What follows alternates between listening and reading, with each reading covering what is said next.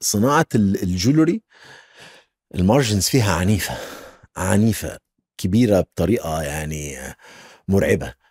كنا عملنا بروجكت كده مع المصنع بتاع الجولري تايتانيوم جولري بتاع تيفاني، وعرفت منه ان المارجنز يعني حلوه مش وحشه خالص. وبرضه قدره البراند، يعني هنا حتى كلمه تيفاني بالظبط. ان ازاي الفاليو لايز ان ذا براند اتسلف، ان القيمه بتاعت من البراند نفسه، مش من تيفاني، مش من بالظبط مش كده. ان هو حاطط عليها ايه بالظبط الاكسسوار كده. ايه. ده هو اكشلي انت عارف كنت مره في المصنع ده فماشيين جنب خط الانتاج، فالراجل مد ايده وطلع بريسلت كده تيتانيوم وفيها دايموند صغير قوي يعني. الحاجات دي بتبقى ملاليم يعني. ما زلش. فكان لسه قبل ما تخش بقى الخطوه اللي بعديها اللي هي هيتحط عليها تيفاني يعني. فهو بيصنع لتيفاني، فماسك واحده وقال لي دي هديه لمراتك، قبل لانها طول ما هي ما تحطش عليها التيفاني قيمتها قيمه التيتانيوم والماشينينج وبتاع ده ملاليم يعني. فساعتها ده كان درس كبير قوي بالنسبه لي. براند ايكوتي طبعا كل ده يعني لو ممكن انط بقى نطه. بليز. لما رحت بقى البيزنس سكول، وانا كنت رايح اصلا بمفهوم ان انا عايز اتعلم بقى الجزء البيزنس عشان الخطوه اللي بعد كده. ايه قصدي، دي احد الحاجات اللي خليتك قلت لا لازم اخد MBA بقى، انا لازم ادرس ماسترز ان بزنس ادمنستريشن. انا راجل معايا دكتوراه في الهندسه، سايتد شاطر متعلم طول عمري بتاع، بس انا في دومين بره عني. تمام.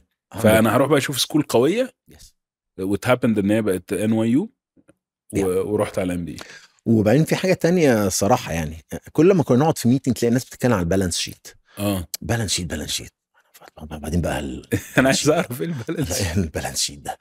فقلت بقى فمن الحاجات اللي انا كنت يعني عايز اتعلمها فعلا لما اروح MBA اتعلم بقى البالانس شيت. وبعدين عرفت بقى كان وهم في معظم الكلام اللي الناس بتتكلم فيه بقى هو بيتكلم عن الانكم ستيتمنت اصلا بالظبط. او عن كاش فلو فطبعا دي كان بالنسبه لي لما رحت MBA كان بالنسبه لي بقى يعني اي اوبنر. انت كنت ساعتها ايه 38 35 فدي كانت اي اوبنر بالنسبه لي. رحت على NYU على طول على NYU ستيرن عشان اتعلم كانت اي اوبنر بالنسبه لي. رجعت من السويد بقى على امريكا وخلصت تجربه الستارت، بعت الستارت اب، عملت ايه؟ لايسنس، عملنا لايسنسنج التكنولوجي. ودي بقى ده ديتيلز تانية بقى ممكن نتكلم عنها ساعه يعني. بس قصدي الموضوع جاب همه معاك.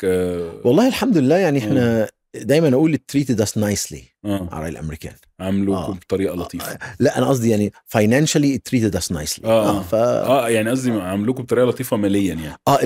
وانا قصدي الموضوع على بعضه كان مجدي، عدى جاب همه طبعا.